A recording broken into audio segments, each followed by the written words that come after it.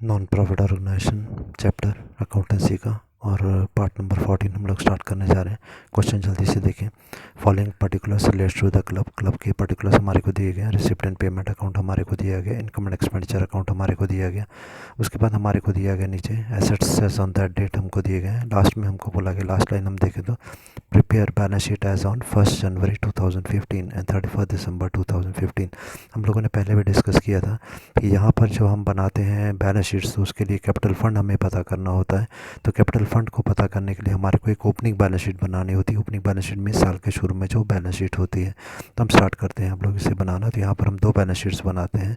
एक होगी balance sheet as on 1 January 2015 और दूसरी होगी balance sheet as on 31 December 2015। उसी के हिसाब से एंट्रीज़ को पोस्ट करेंगे। तो सबसे पहले तो यहाँ पर जो हमारी को इन्फॉर्मेशन हम यहीं से लेते हैं। बैलेंस शीट की कुछ एक आइटम्स हमको दी गई, सीधा ही हम यहाँ पर ले लेते हैं। तो देखिए हम यहाँ पर दिया गया इनकम एक्सपेंडिचर अकाउंट के नीचे एडजस्टमेंट्स में आइटम दी गई एसेट्स ऑन 1 जनवरी 2015। एसेट्स क्या है हमारे पास, including the club grounds and the pavilion. Club ground और पवेलियन है 44,000 रुपीज़ के। हम तो एसेट साइड पर लिख दिया क्लब ग्राउंड्स 44,000। उसके बाद स्पोर्ट्स इक्विपमेंट दिया गया 25,000 का, ये भी एसेट साइड पर आ गया स्पोर्ट्स इक्विपमेंट। ध्यान रखें ये 1 जनवरी को दिया गया, तो ये ओपनिंग बैलेंस शीट मतलब 1 जनवरी वाली बैलेंस शीट में हम लिखेंगे। उसके बाद हमारे को दिए गए फर्नीचर एंड फिक्सचर 4,000 रुपीज़, तो एसेट साइड पर फर्नीचर फिक्सचर 4,000 का आ गया। Subscription in arrear. Subscription in arrear का मतलब ये हुआ कि ये पैसा हमने लेना था। ठीक है, एरियर का मतलब है ये बकाया था, हमने लेना था लोगों से पैसा। हमने पैसा लेना है मतलब हमारा पैसा चाहे लोगों के पास है, इसका मतलब ये हमारा एसेट है। तो हम लोग इसे भी एसेट साइड पर दिखाएंगे 800 रुपीज़। ये इन्फॉर्मेशन हमारे को यहाँ पर दी गई थी। उसके बाद हम चलते हैं हमारे सबसे पहले इनकम एक्सपेंडिचर अकाउंट से स्टार्ट करते हैं। तो देखो सबसे पहले हमारे को क्या दिया गया, सैलरीज। अब चलो ये प्रॉफिट एंड लॉस, ठीक है, सैलरीज पर चलें। सैलरीज हमारे को दी गई है एक्सपेंडिचर साइड पे। तो सैलरीज हमारी देखते हैं कि देखो सैलरीज के आगे अमाउंट कितना दे गया, ये टोटल अमाउंट है एक्सपेंडिचर का 1,200 रुपीज़। ठीक है, अब हम देखते हैं कि क्या 1,200 रुपीज़ की सैलरीज हमारी ड्यू थी, हमने 1,200 की दे दी।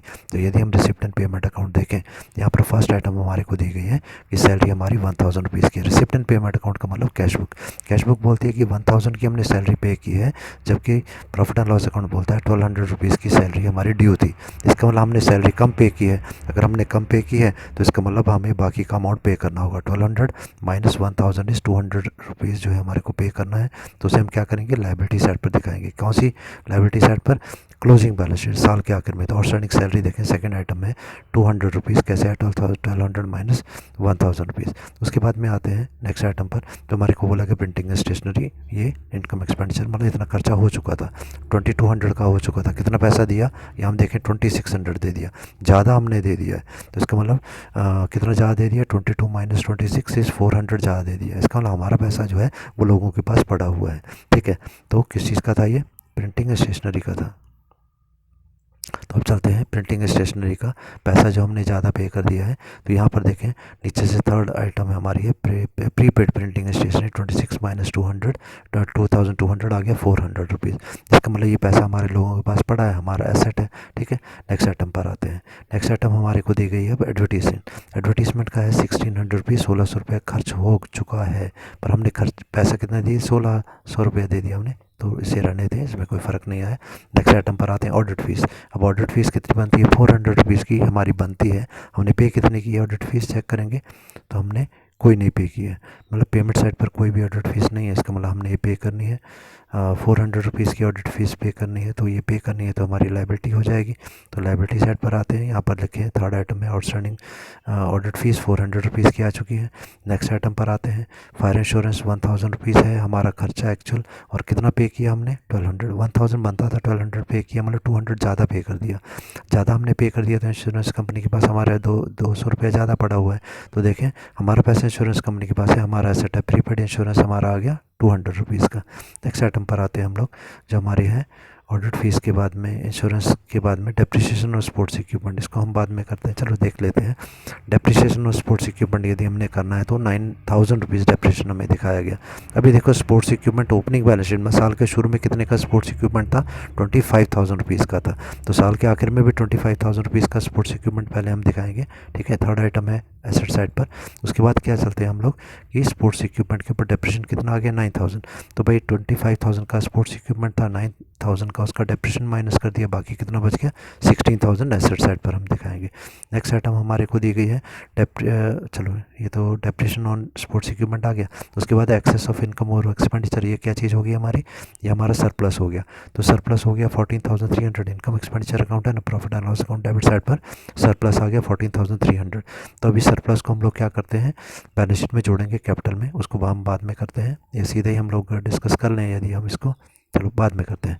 उसके बाद आते हैं हम लोग इनकम वाले साइड पर, इनकम एक्सपेंडिचर। एंट्रेंस फीस हमारे को दी गई 10,100 रुपीज़ की है, इतना पैसा मिलना चाहिए था, मिला कितना, तो एंट्रेंस फीस दिया गया 10,100, पूरा पूरा मिल गया, कोई फ़र्क नहीं है इसमें। उसके बाद हम आते हैं नेक्स्ट आइटम पर, जो हमारी है सब्सक्रिप्शन। तो सब्सक्रिप्शन देखें, यहाँ पर हमारे को बोला गया इस साल की इनकम एक्सपेंडिचर अकाउंट हम देख रहे हैं। तो हमारा प्रॉफिट जो इनकम होनी थी कितनी होनी थी, 15,600 रुपीज़ की होनी थी, ठीक है। और अब कैश बुक देखते हैं तो कितनी मिली है, यहाँ पर देखो सब्सक्रिप्शन 3 दी गई हैं, 2014, 15, 16। हम बात करें 2015 की, तो 2015 की ड्यू थी 15,600, जिसमें से हम देखें सेंटर में 2015 की कितनी मिली 15,000, मतलब 15,600 में से 15,000 ही मिली, तो 600 अभी मिल रही है हमारे को। तो सब्सक्रिप्शन का पैसा जो मिलना है वो हमारी इनकम हो जाएगी, ठीक है। तो हम जो चलें यहाँ पर देखें आउटस्टैंडिंग सब्सक्रिप्शन 1 2 3 4 5 6 लाइन में, तो सब्सक्रिप्शन का पैसा कितना आउटस्टैंडिंग हो गया हमारा 600, 2015 का हो गया, पर 2014 का भी कुछ पेंडिंग है, उसको चेक करें। कैसे करेंगे चेक हम लोग, यहाँ पर आए, ये हमारी है ओपनिंग बैलेंस शीट 1 जनवरी को। तो 1 जनवरी को ओपनिंग बैलेंस शीट में कितना अमाउंट दिया गया एसेट साइड पर 800 रुपीज़, मतलब पिछले साल हमने 800 रुपीज़ आउटस्टैंडिंग सब्सक्रिप्शन का लोगों से लेना था, ठीक है। तो इस साल किया, यदि हम इनकम हमारी कैश बुक देखें तो पिछले साल का सब्सक्रिप्शन के आगे कितना अमाउंट लिखा है 600, ये हमें पैसा मिला है, रिसिप्ट एंड पेमेंट अकाउंट मतलब जो हमने कैश रिसीव कर लिया, ठीक है।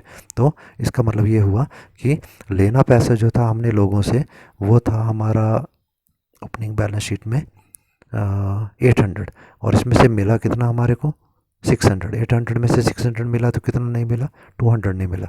तो आउटस्टैंडिंग सब्सक्रिप्शन हम दिखाएंगे 200 रुपीज़ का, तो पिछले साल का 200 नहीं मिला, इस साल का 600 नहीं मिला, तो टोटल कितना नहीं मिला, टोटल कितना नहीं मिला 800 रुपीज़ नहीं मिला, ठीक है। उसके बाद नेक्स्ट आइटम पर चलते हैं। नेक्स्ट आइटम हमारे को दी गई है सब्सक्रिप्शन के बाद रेंट। तो रेंट ड्यू अमाउंट कितना था 4,000 रुपीज़ का, ठीक है। तो ये इनकम हो चुकी थी, तो इनकम के बाद हमें मिला कितना है रेंट रिसीव 3,500, मिला कितना चाहिए था 4,000, मिला है 3,500, मतलब 500 रुपीज़ कम मिला। जो कम मिला है ये हमें मिलना है लोगों से या लेना है हमने, तो हम यहाँ पर लिखेंगे अक्रूड रेंट, हमने अर्न कर लिया है, मिला नहीं है, हमारा पैसा किसी और के पास है, एसेट है हमारा 500 रुपीज़, ठीक है। तो यहाँ तक की आइटम्स हमारी आ गई, एडजस्टमेंट्स भी हमारी सब कुछ हो गई हैं। और उसके बाद में हम आते हैं अब इन्वेस्टमेंट्स, फायर इंश्योरेंस। तो देखो अब रिसिप्ट एंड पेमेंट अकाउंट की डेबिट साइड पर आते हैं। फर्स्ट आइटम हमारे को दी गई है 4,200, इसका मतलब साल के शुरू में इतना पैसा हमारे पास था। तो हमारी जो पहली बैलेंस शीट है ना साल के शुरू वाली, उसमें कैश इन हैंड दिखाएंगे 4,200, क्लियर।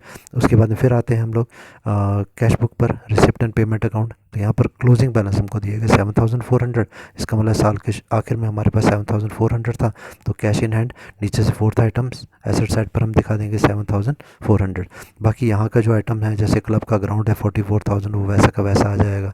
स्पोर्ट्स इक्विपमेंट का हम लोग कर चुके हैं इसकी एडजस्टमेंट को। फर्नीचर फिक्सर 4,000 की थी, ये हमने एज इट इज़ 4,000 बाहर दिखा देना है, इसमें कोई फ़र्क नहीं पड़ा। तो सब्सक्रिप्शन की एडजस्टमेंट हम लोग कर चुके हैं।